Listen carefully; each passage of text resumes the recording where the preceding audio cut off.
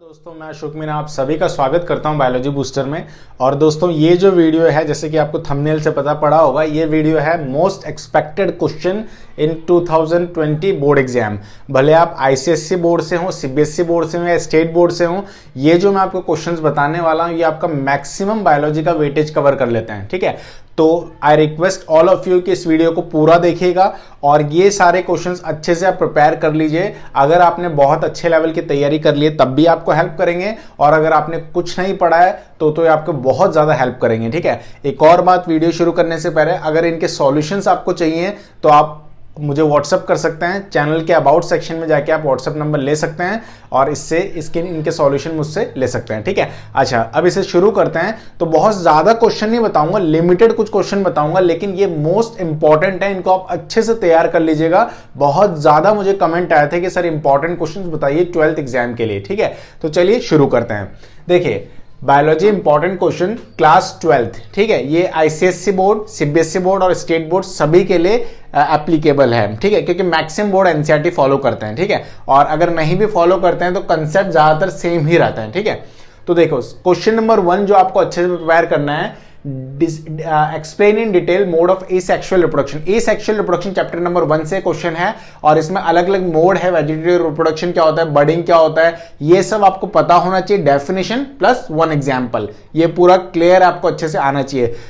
हमेशा जैसे कहता हूं, हर क्वेश्चन को 5 मार्क्स के हिसाब से प्रिपेयर करना है, ताकि इतना कंटेंट आपके पास हो कि अगर वो 5 मार्क्स में 3 मार्क्स 2 मार्क्स 1 मार्क्स कैसे भी आपसे पूछ ले, आपसे वो बन जाए। ठीक है, तो क्वेश्चन नंबर 1 ये इंपॉर्टेंट था। क्वेश्चन नंबर 2 जो इंपॉर्टेंट है, explain any 2 method of assisted reproductive technology. Chapter number 4 से क्वेश्चन है, असिस्टेड रिप्रोडक्टिव टेक्नोलॉजी के 2 मेथड एक्सप्लेन कीजिए डिटेल में, कोई भी 2 मेथड। ठीक है, कई बार ये स्पेसिफिक मेथड भी पूछ रहे थे तो आपको सारे ही मेथड पढ़ लेना है। क्वेश्चन नंबर 3 जो आपको प्रिपेयर करना है, describe the role of pituitary and ovarian hormone during the menstruation cycle of human female. Chapter number 3 human reproduction से क्वेश्चन है। और मेरे हिसाब से अगर दोस्तों आप मुझसे पूछें कि इस चैप्टर का सबसे इंपॉर्टेंट क्वेश्चन बताइए, तो सबसे इंपॉर्टेंट क्वेश्चन यही है। एक पूरा ग्राफिकल रिप्रेजेंटेशन दिया हुआ है कि कब मेंस्ट्रुएशन साइकिल जो होता है फीमेल में मूव करता है, तो कौन सा हार्मोन, एस्ट्रोजन प्रोजेस्टेरोन का क्या लेवल रहता है, कौन से डे पे एलएच सर्ज होता है, क्या है, मतलब पूरा डिटेल में उसको एक्सप्लेन करना है, उस ग्राफिकल रिप्रेजेंटेशन जो आपके एनसीईआरटी में दिया हुआ है। ठीक है, क्लियर है बात। Question number 3 most important. Question number 4, how does the megaspore mother cell develop into 7 cell 8 nucleated embryo sac in an angiosperm and draw a label diagram of a mature embryo sac. Most important है ये। Chapter number 2 यानी कि sexual reproduction in flowering plant या sexual reproduction in angiosperm से question है और ये important है। ठीक है, इसको आपको अच्छे से प्रिपेयर कर लेना है कि कैसे 7 सेल 8 न्यूक्लिएटेड एम्ब्रियो सैक का फॉर्मेशन होता है, डेवलपमेंट कैसे होता है। ठीक है, question number 5, differentiate between dominance. Chapter number 5 से जेनेटिक्स से क्वेश्चन है। इस में डरने की जरूरत नहीं है, ये बहुत ज्यादा थोड़ा कॉम्प्लिकेटेड लगता है बच्चों को चैप्टर नंबर 5। तो अगर आपको कोई भी इसमें दिक्कत हो तो आप मेरे वीडियोस इसमें देख सकते हैं।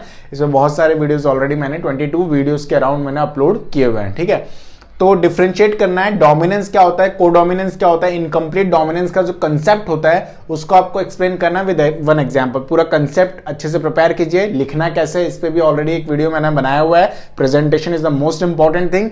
इसके अलावा एक एक एग्जाम्पल तीनों का आपको बताना है। ठीक है, क्वेश्चन नंबर 7 जो इंपॉर्टेंट है, the human male never passes on the generation haemophilia to his son. ठीक है, why is it so.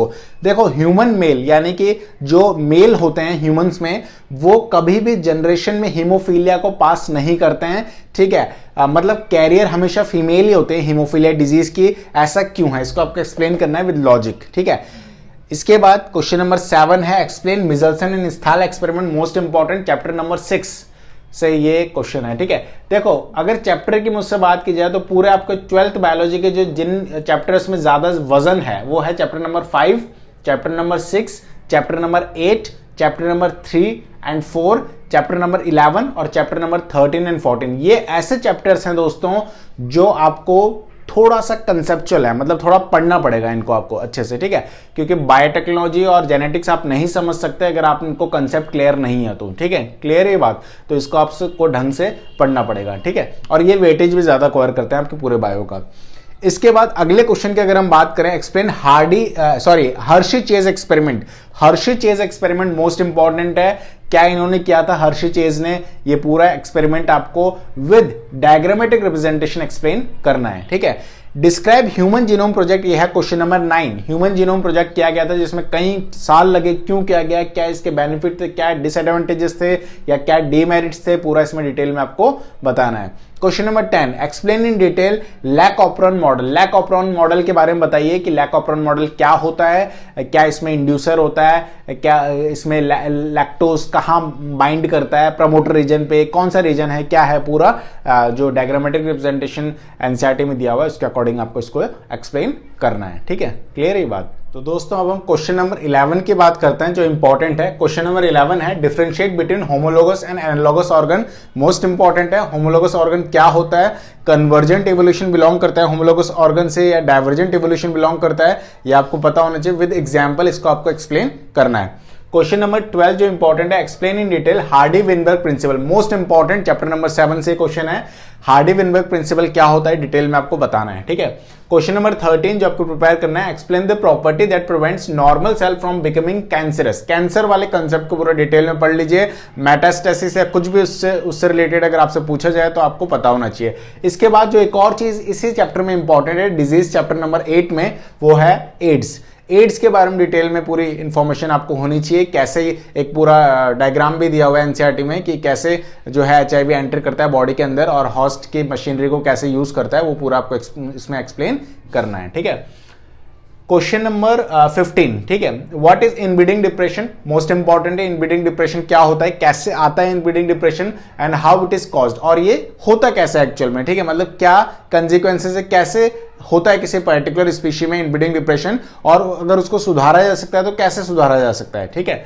Question number 16, PCR या थर्मोसाइक्लर इंपॉर्टेंट है। कौन से एंजाइम इन्वॉल्व है, क्या क्या टेम्परेचर पे इसको क्या आता है, डिनेचुरेशन, एनलिंग, रीनेचुरेशन क्या होता है, एग्जैक्ट टेम्परेचर, और पूरा प्रोसेस आपको एक्सप्लेन करना है। मेंशन इन इट्स एप्लीकेशन, इसके एप्लीकेशन में बताने की पीसीआर की एप्लीकेशन कहाँ कहाँ हो सकती है बायोटेक्नोलॉजी में या फिर बायोलॉजिकल वर्ल्ड में, ठीक है।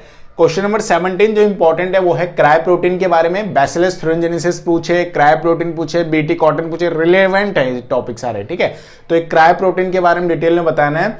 Name an organism that produce it, उस ऑर्गेनिज्म का नाम भी बताना है जो इसको प्रोड्यूस करता है। ये वो क्वेश्चन है जो बहुत ज्यादा इंपॉर्टेंट है, बहुत ज्यादा रिपीट ये बार बार होते हैं, तो इनको छोड़ने की गलती बिल्कुल भी मत करना, ठीक है।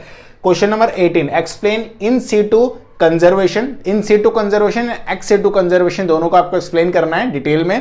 क्वेश्चन नंबर 19 जो इंपॉर्टेंट है, एक्सेलरेटेड यूट्रोफिकेशन। यूट्रोफिकेशन भी पढ़िए और एक्सेलरेटेड यूट्रोफिकेशन भी डिटेल में पढ़ लेना है आपको, ठीक है। क्वेश्चन नंबर 19 जो इंपॉर्टेंट था वो ये है। Question number 20, all succession proceeds to a similar climax community called the magic. मतलब सारे सक्सेशन जो होते हैं वो सिमिलर क्लाइमेक्स कम्युनिटी में पहुंचते हैं मैजिक कंडीशन पे। एक्सप्लेन, इस स्टेटमेंट को आपको एक्सप्लेन करना है। इस सिंगल स्टेटमेंट के बहुत ज्यादा मीनिंग है तो इसको आपको एक्सप्लेन करना है, ठीक है। इसको एक्सप्लेन वही कर पाएगा जिसको ये कंसेप्ट पता होगा सक्सेशन का, कि सक्सेशन होता क्या है। इसमें हाइड्रार्च, अलग अलग मार्श मिडो कंडीशन, अलग अलग कंडीशन आती हैं, ठीक है। तो वो सारी भी आपको पूरा सक्सेशन वाला टॉपिक अच्छे से आप पढ़ लीजिए, ठीक है, कि उस पर कोई भी क्वेश्चन अगर आता है तो आप उसे बना पाए, ठीक है। तो दोस्तों ये 20 क्वेश्चन थे और ये मोस्ट इंपॉर्टेंट है जो आपके पूरे एनसीईआरटी में सबसे वजन वाले क्वेश्चन है, ठीक है। क्लियर ही बात, तो इनको छोड़ने की गलती बिल्कुल ना करें और अच्छे से पढ़ते रहें। अगर आप इन क्वेश्चन को कर लेते हैं तो आपको डेफिनेटली हेल्प मिलेगी। जो स्टूडेंट अच्छी प्रिपरेशन कर चुके हैं वो 90% से ऊपर ला सकते हैं इनको पढ़ के, और जिन्होंने कुछ भी नहीं पढ़ा है, बिल्कुल खत्म टाइप के जो स्टूडेंट हैं, वो भी अगर इनको पढ़ लेते हैं तो उनको काफी हेल्प इनसे मिलेगी, ठीक है। Thank you for watching this video, love you all.